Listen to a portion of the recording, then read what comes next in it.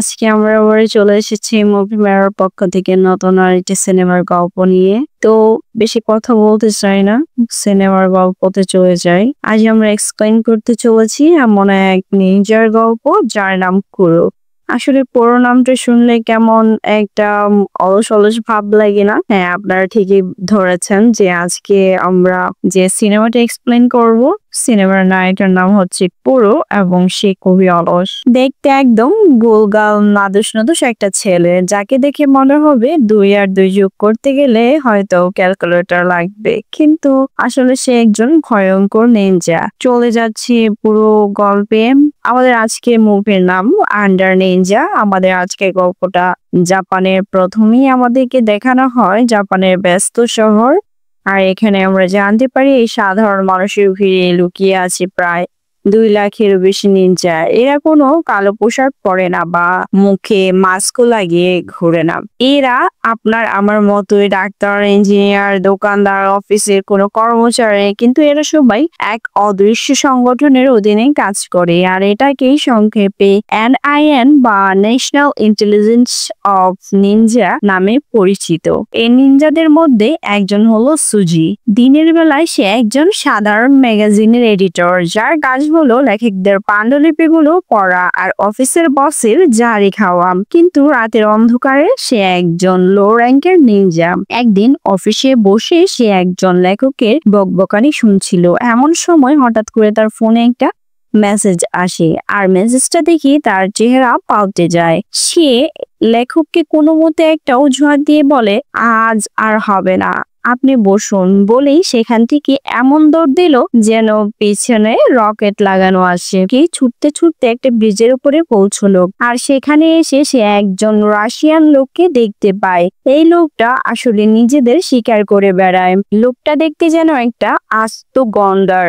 সুজুকিকে দেখে কোনো কথা না বাড়িয়ে সোজা গুলি চালিয়ে দিল। কিন্তু সুজি তো নিনজা বলে কথা, সে বুলেটটাকে এমন ভাবে পাশ কাটালো যেন পাশ দিয়ে কোনো একটা মাছি উড়ে গেল। এরপর সে যা করে সেটা দেখে আপনারও চোখ কপালে উঠবে। সে তার পায়ের হাই হিল জুতাটা দিয়ে লোকটার দিকে আক্রমণ করলো, আর হঠাৎ করে সেই হিলটা দুটো ধারালো ছুরিতে পরিণত হয়।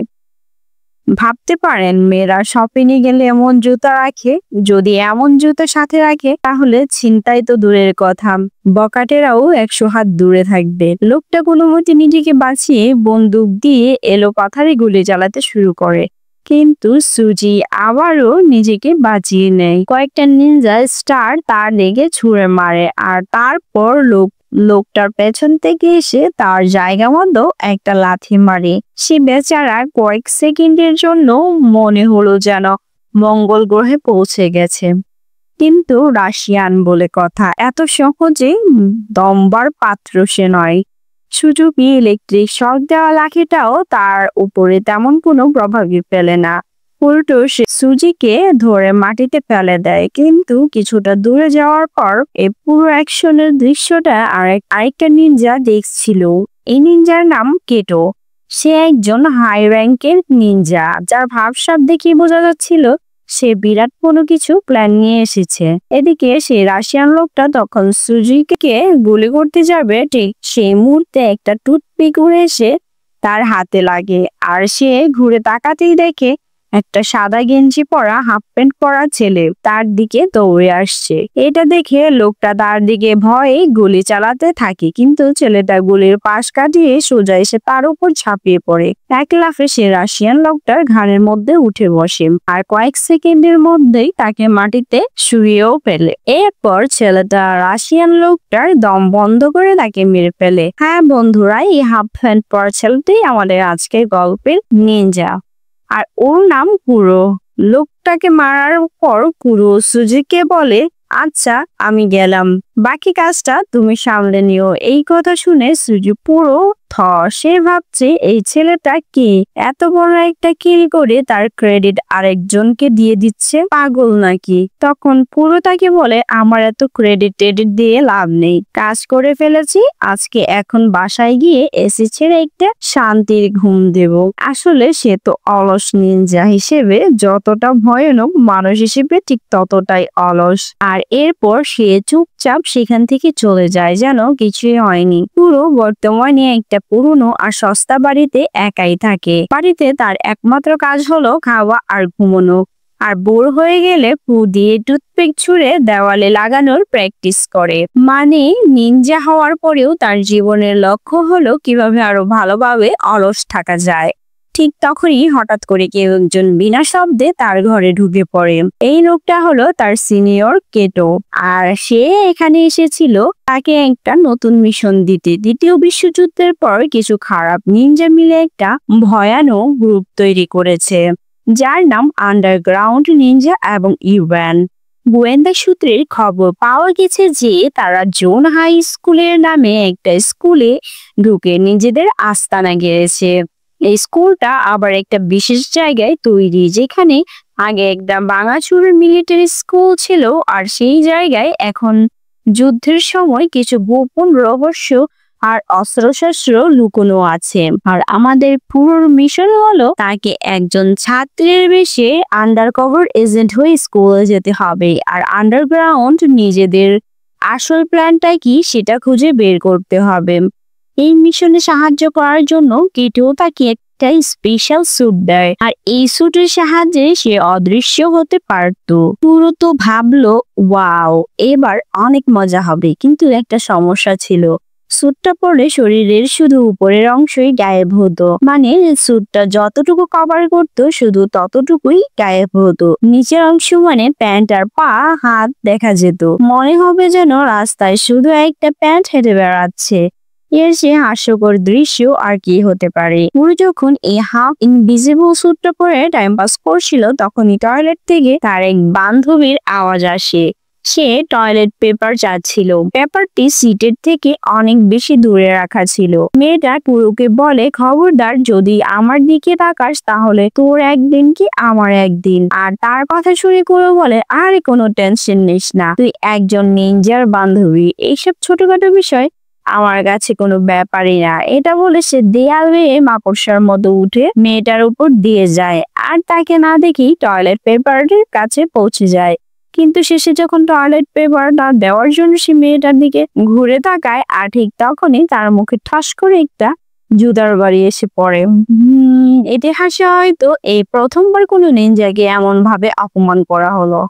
যাই হোক, পরের দিন সকালে পুরো স্কুলে গিয়ে পৌঁছায়, আর সেখানে গিয়ে সে জানতে পারে ওই স্কুলে ভর্তির জন্য তাকে একটা এন্ট্রান্স এক্সাম দিতে হবে। এখন এটা শুনে তার মেজাজটাই খারাপ হয়ে যায়। সে একবার ভাবলো তোর কি হবে আর মিশন করে, এর চেয়ে বাসায় গিয়ে ঘুমানো ভালো। কিন্তু তখনই আবার তার কেটোর রাগে মুখটার কথা মনে পড়ে যায়। আসলে সে কেটোকে বাঘের মতো ভয় পায়, আর সে ভাবতে লাগে যে বাপের জন্মে তো বই খুলে দেখিনি, এখন কিভাবে এই পরীক্ষায় পাশ করা যায়। আর নিজের আকর্ষণীয় চেহারার কারণে পুরো খুব তাড়াতাড়ি নেগুচি নামের একটা মেয়ের নজর কেড়ে নেয়। আসলে নেগুচি নিজেও স্কুলের একজন স্টুডেন্ট ছিল, আর সে দ্বিতীয়বারের মতো পরীক্ষা দিতে এসেছে। ক্লাসে ঢোকার পর পুরো ক্লাসটা ঘুরে দেখলো, আর তারপর সোজা নেগুচির পাশে গিয়ে বসলো। সে মোটামুটি শিওর ছিল যে অর্গানাইজেশন তার পাশ করার ব্যবস্থা হয়তো আগে থেকেই করে রেখেছে, আর তার ধারণাটা ঠিকই ছিল। তার মেঝের উপর রঙিন চালের দানা দিয়ে প্রত্যেকটা প্রশ্নের উত্তর লিখে রেখেছিল।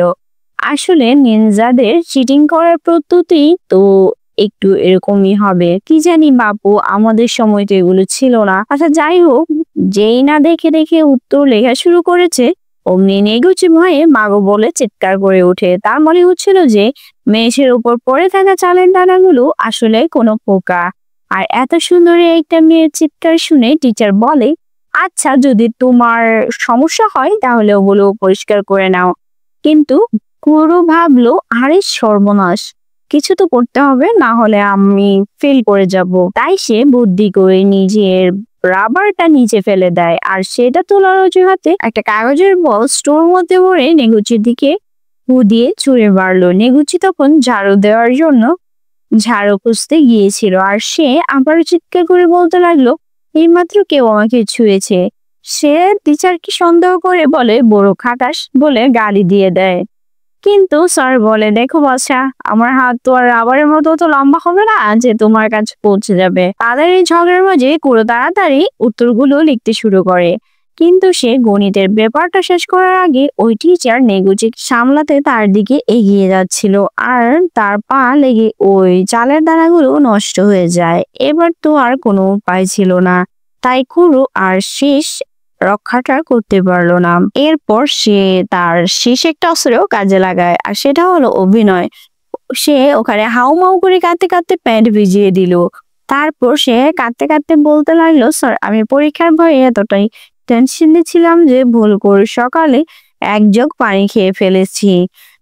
তার এই অভিনয় দেখে টিচারের মন তো গলে গেল। তিনি তাকে শান্ত করে বলল, আরে বাবা কাঁদছো কেন? পরীক্ষা তো শুধু নামই হচ্ছে, তুমি যদি সাদা খাতাও জমা দাও আমি তোমাকে পাশ করিয়ে দিব, ঠিক আছে? কোনো প্ল্যান সাকসেসফুল হয়। কোনো স্কুলের ব্যাপারে আরো কিছু তথ্য জোগাড় করতে যাচ্ছিল, তাই ফেরার পথে সে নেগুচির জন্য অপেক্ষা করে। দুজন একসাথে বাড়ির দিকে হাঁটতে লাগে। কুড়ো বাড়ি আগে আসায় সে নেগুচিকে বলল, চলো তোমাকে আমার বাসার ছাদটা দেখিয়ে আনি, খুব সুন্দর জায়গা। নেগুচিও একটি ভেবেচিন্তে রাজি হয়ে যায় আর তারা দুজনে তাদের বাড়ির ছাদে গিয়ে বসে। সেখানে কথাবার্তা বলতে বলতে নেগুচি জানায় যে ক্লাসে কিছু দুষ্ট ছেলে আছে যারা হয়তো কুড়োকে বিরক্ত করতে পারে। সে আরো বলে, এডা নামের একটা ছেলে যে আমার বন্ধু, ওরা তাকে খুব বিরক্ত করেছিল আর তাই সে ক্লাসে আসা ছেড়ে দিয়েছে। ও আর আমাদের স্কুলের যে একটা গোপন টানেল রয়েছে আর ওই টানেলটা নাকি দ্বিতীয় বিশ্বযুদ্ধের সময় একটা বিশেষ মিলিটারি বেজ হিসেবে ব্যবহার করা হতো। পুরো বুঝতে পারে যে সম্ভবত আন্ডারগ্রাউন্ড নিনজার গ্রুপ এই মিলিটারি বেজের পেছনেই লেগে আছে। এদিকে তখন সন্ধ্যা হয়ে যাচ্ছিল। তখন নেগুচি বলে, এবার আমার বাড়ি যাওয়া উচিত, কিন্তু হঠাৎ করে সে ছাদ থেকে পিছলে নিচে পড়ে যায়। সে নিচে পড়ার আগে কুড়ো লাফ দিয়ে তাকে ধরে ফেলে আর নিচে পড়ে কুড়োর স্যুটের সেফটির ফিচার অন হয়ে যায় আর সাথে সাথে স্যুটটা একটা বিশাল এয়ারব্যাগের মতো ফুলে যায়। কিন্তু এদিকে নেগুচি তো ভয়ে চিৎকার করতে করতে মুখ হাড়ে খেয়ে অজ্ঞান হয়ে যায়।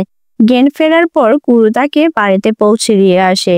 ওই একই রাতে একটা বকাটে ছেলে তার ড্রোনটাকে কুড়োর বান্ধবী কার্ডওয়ার্ডের বাথরুমের কাছে উড়ানোর চেষ্টা করছিল, কিন্তু সে জানতো না যে কুড়ো তার অদৃশ্য হওয়ার স্যুটটি পরে সেখানেই বসে আছে। সে তার বিশেষ লাঠি দিয়ে ছেলেটাকে একটা হালকা ইলেকট্রিক শক দেয়। আসলে এই ছেলেটা ছিল নেগুচির বন্ধু অ্যাডাম। কুড়ো তাকে কাওয়ার্ডের কাছে ক্ষমা চাইতে বলে আর পরের দিন স্কুলে নিয়ে যায়। অ্যাডা কিছুতেই যেতে চাচ্ছিল না, তাই কুড়ো তাকে বলে, ভয় পাস না, আমি তোকে বাঁচাবো, কিন্তু এজন্য প্রতিদিন আমাকে 500 টাকা করে দেয়া লাগবে, কারণ বিপদে সাহায্য করাও তো একটা সার্ভিস চার্জ আছে, তাই না? স্কুলে পৌঁছানোর সাথে সাথে ওই বকাটে ছেলেরা এবার এটাকে বিরক্ত করতে শুরু করে, কিন্তু এবার তো কুড়ো সেখানে ছিল। কুড়ো নিজের পা দিয়ে এডার পা ধরলো আর জোরে অন্য ছেলের উপর হামলা করিয়ে দিল। মার খেয়ে ছেলেটা ব্যথায় লাফালাফি করতে শুরু করে। এরা তো বুঝতেই পারছিল না হঠাৎ করে তার মধ্যে ব্রুসলি আত্মা কিভাবে চলে আসে। আর এরপর কুড়ো পেছনের লাইনে গিয়ে এমন ভাবে বসে পড়ে যেন সে ভাজা মাছটা উল্টে খেতে জানে না। এতক্ষণ তো হাসাহাসি আর কুড়োর অলসতার গল্প শুনলেন, কিন্তু এইবার গল্পটা সিরিয়াস দিকে মোড় নিতে চলেছে, কারণ পর্দার আড়ালের শত্রুরা এবার নিজেদের আসল রূপ দেখাতে শুরু করবে আর আমাদের অলস নিনজা এবার তার ঘুম হারাম করার আসল অ্যাকশনে নামতেই হবে। ক্লাসে বসে কুড়ো মুখে একটা লাল লেজার লাইটের আলো এসে পড়ে। আসলে এটা ছিল নিনজাদের একে অপরের সাথে কথা বলার একটি গোপন সিগন্যাল পেয়ে কুড়ো ক্লাস থেকে বেরিয়ে ছাদে চলে যায়। বাইরে এসে দেখে শিয়ান নামের একটা ছেলে বসে আছে। সে একজন হাই র্যাঙ্কের নিনজা। যেদিন পুরো ওই রাশিয়ান লোকটাকে মেরেছিল সেদিন সেও সেখানে উপস্থিত ছিল। পুরোর মতো সেও স্কুলের একজন আন্ডারগ্রাউন্ডার নিনজা হিসেবে এসেছে, যার কাজ হলো আন্ডারগ্রাউন্ড নিনজা গ্রুপে কারা কারা আছে সেটা খুঁজে বের করা। শিওন জানায় এই স্কুলে তাদের দুজনের সাথে আরো একজন নিনজা ছদ্মবেশী রয়েছে, আর সে হলো স্কুলের ডিসিপ্লিন ডিরেক্টর। ডিরেক্টর ছাদের অন্য পাশ থেকে ইশারা করে পুরুকে ক্লাসের পর বয়লার রুমে দেখে করার জন্য বলে, আর তারপর সেখান থেকে গায়েব হয়ে যায়। ঠিক তখনই পুরু দেখে যে এডা আবারও বিপদে পড়েছে। সে নিজের শরীরের উপরের অংশ অদৃশ্য করে একটা বক্স পরে সেখানে গিয়ে হাজির হয়। ওই বখাটে ছেলেদের মধ্যে একজন পুরোকে লাথি মারে, এটা দেখার জন্য যে সে আসলে কে, কিন্তু উল্টো সে নিজেই নিচে পড়ে যায়। পুরো প্রথমে তাকে মারে আর তারপরে এটার পেছনে গিয়ে দাঁড়ায়, তার হাত ধরে। সে এটার হাত দিয়ে অন্য ছেলেগুলোকে জোরে ঘুষি মারতে থাকে, যেন সবাই দেখে যে এটা মারছে, পুরোর নাম না হয়। আর এছাড়াও তাকে তো তার পরিচয় লুকিয়ে সব করতে হবে। ক্লাস শেষে পুরো বয়লার রুমে আসে ডিরেক্টরের সাথে দেখা করতে, কিন্তু ডিরেক্টর হঠাৎ করে পেছন থেকে তলোয়ার বের করে কুড়োর উপর হামলা করে বসে। আসলে তারা দুজনই একে অপরকে আন্ডারগ্রাউন্ড নিনজা গ্রুপের সদস্য ভাবছিল। পুরো ডিরেক্টর প্রত্যেকটা আক্রমণ খুব সহজেই ঠেকিয়ে দেয়। যখন সে বুঝতে পারে যে ডিরেক্টর আসলে আন্ডারগ্রাউন্ড নিনজা গ্রুপের সদস্য নয়, তখন সে বলে, পেছনে সরে যান, আমাদের স্যাটেলাইট আপনার উপর নজর রাখছে, আমি চাইলে 1 সেকেন্ডে আপনাকে বাষ্প বানিয়ে দিতে পারি। ডিরেক্টরের মনে হয় পুরো ফাও কথা বলছে, কারণ তার মতো একজন লো ক্লাস নিনজার কাছে স্যাটেলাইট অ্যাক্সেস থাকতেই পারে না। কিন্তু ঠিক তখনই আকাশ থেকে একটা লেজার বিম এসে ডিরেক্টরের তলোয়ারের মাঝখান থেকে 2 ভাগ করে দেয়। ডিরেক্টর বুঝে যায় যে এই গোলগাল ছেলেটির সাথে ঝামেলা করে মোটেও ঠিক হবে না। এরপর কুরু সেখান থেকে বের হয়ে চলে যায়। বাইরে বেরোতে সে দেখে তার ক্লাসের সবচেয়ে ফেমাস মেয়ে মিশুকি তার জন্য অপেক্ষা করছে। সে কুরুকে দেখে একটা অদ্ভুত হাসি দেয় আর কিছু না বলেই সেখান থেকে চলে যায়। এদিকে শহরে এক ভয়ানক ঘটনা ঘটে। এক অদৃশ্য নিনজা একটা দোকানে ঢুকে সেখানকার মহিলা নিনজাকে খুন করে ফেলে। এদিকে সুজি যখন রাতে বাড়ি ফিরছিল, তখন হঠাৎ করে সেই অদৃশ্য নিনজাটা তার সামনে চলে আসে। এই অদৃশ্য নিনজা আসলে আন্ডারগ্রাউন্ড নিনজা গ্রুপের সদস্য ছিল, কারণ তার কাছে এমন স্যুট ছিল যা একজন মানুষ পুরোপুরি অদৃশ্য করে দিতে পারে। অন্যদিকে সাটু নামের একটা মেয়ে যখন স্কুল থেকে বাড়ি ফিরছিল, তখন ওই অদৃশ্য লোকটা তাকে ধরে ফেলে। সুজি তাকে সাবধান করে বলে সাধারণ মানুষের কোনো ক্ষতি না করতে, কিন্তু ওই অদৃশ্য নিনজা তখন বলে, চিন্তা করো না, তোমার মৃত্যু এখানে নেই, তুমি মরবে কোরান হাই স্কুলে। অন্যদিকে নেগুচি তখন নিজের ঘরে বসে কুরোর কথাই ভাবছিল। গত কয়েকদিন ধরে সে কুরোর চিন্তা মাথা থেকে কিছুতেই বের করতে পারছিল না। সে মনে মনে তার সাথে একটা সুখী জীবন কাটানোর স্বপ্ন দেখছে। আর ঠিক তখনই আমরা দেখি যে কুরো মাঝরাতে তার গায়ে সুটটি পরে চুপচাপ তার বিছানার পাশে বসে তাকে দেখছে। আর এই অবস্থায় কুরোকে দেখি নেগুচি আবার ভয়ে চিৎকার করতে শুরু করে। পুরো তখন পুনমতে তাকে থামিয়ে বলে, দোকানে কাজ করে একজন মহিলাকে মেরে ফেলা হয়েছে, আর আমার ভয় হচ্ছে এবার হয়তো আমাদের আন্ডারগ্রাউন্ড নিনজাদের গ্যাং স্কুলে হামলা করতে পারে। যে কোনো সময় স্কুলে একটা ভয়ঙ্কর লড়াই শুরু হবে। আর তাই সে নেগুশিকে বলে, তুমি সামনের কয়েকটা দিন স্কুলে এসো না, ঠিক আছে? আর তারপর কিছু না বলেই পুরো জানালা দিয়ে লাফিয়ে অদৃশ্য হয়ে যায়। এরপর আমরা একজন লোককে এমন ভাবে দৌড়াতে দেখি যেন কেউ তার পিছনে তাড়া করছে। হঠাৎ একটা নিনজা স্টার ছুটে এসে লোকটার গায়ে গেঁথে যায় আর লোকটা মাটিতে পড়ে যায়। এই লোকটার নাম সারুটা। সে আগে কুরো টিম মানে NIN একজন নিনজা সদস্য ছিল, কিন্তু এখন সে ওই গ্রুপ ছেড়ে দিয়েছে। এরপর তার পিছনে অদৃশ্য লোকটা তাকে জিজ্ঞেস করে, তুমি কি আন্ডারগ্রাউন্ড নিনজাদের সাথে যোগ দিতে চাও? সারুটে 1 সেকেন্ডে রাজি হয়ে যায় আর বলতে লাগে, মানুষ মারতে তো আমার দারুণই লাগে, বলো টার্গেট কে? তখন জানায় যে অদৃশ্য নিনজাটা সবাইকে মেরে বেড়াচ্ছিল সে আসলে আর কেউ না, স্বয়ং সারুটাই। আসলে সে নিজেকে নিজেই কল্পনা করছিল। পরের দিন সকালে যখন একজন স্টুডেন্ট স্কুলে যাচ্ছিল, সারুটা এক ঝটকায় তার মাথা কেটে দেয় আর বাকি বডিটা নিজের সাথে নিয়ে যায়। এদিকে পুরো নিষেধ করা সত্ত্বেও নেগুচি তাকে খুঁজতে স্কুলে পৌঁছায়। তখন স্কুলের ডিরেক্টর তাকে দেখে ফেলে। নেগুচি ঘাবড়ে গিয়ে তাকে সবকিছু বলে দেয় যে পুরো তাকে বলেছে স্কুলটা ধ্বংস হয়ে যেতে পারে। ডিরেক্টর বুঝে যায় যে লড়াই শুরু হতে যাচ্ছে, তাই সে নিগোচিকে একটা আংটি দিয়ে বলে, এটা কুকুরকে দিয়ে দিও, ওকে খোঁজার চেষ্টা করো, ওই সময় ওকে খুব দরকার। কিছুক্ষণ পর সারুটা ওই স্টুডেন্টের শরীরটা নিয়ে ক্লাসে চলে আসে। এখনো তাকে কেউ দেখতে পাচ্ছিল না, আর হঠাৎ করেই সে মাথা কাটা শরীরটা সবার সামনে উড়ে এসে পড়ে। ক্লাসে একটা হইচই বেঁধে যায়, আর সারুটা একের পর এক স্টুডেন্টকে মারতে থাকে। কয়েকজন ঘর থেকে বেরোতে পারলেও সারুটা তখন তাদেরকে তাড়া করছিল, আর খুব তাড়াতাড়ি সুজি আর সিয়ানের কাছে খবর পৌঁছে যায় যে আন্ডারগ্রাউন্ড রেঞ্জাররা এখন স্কুলে অ্যাটাক করেছে। সুজি দৌড়ে স্কুলে চলে আসে। সুজি নিজের চোখের সামনে রক্তারক্তি দেখছিল। সে যখনই তার লাঠিটা বের পড়ে, উনিও তখন অদৃশ্য হওয়া স্যুটটা খুলে ফেলে, এমনকি মাস্কটাও সরিয়ে দেয়। সারুটা বলে, চিনতে পারছো আমাকে? এই স্কুলে তো যখন আমি পড়তাম তোমাকে খুব পছন্দ করতাম, কিন্তু তুমি আমার ভালোবাসার দাম না দিয়েই চলে গিয়েছো। এটা বলে সে তার প্রেমের ব্যর্থতার কষ্ট সুজির উপর ঝাঁপিয়ে পড়ে।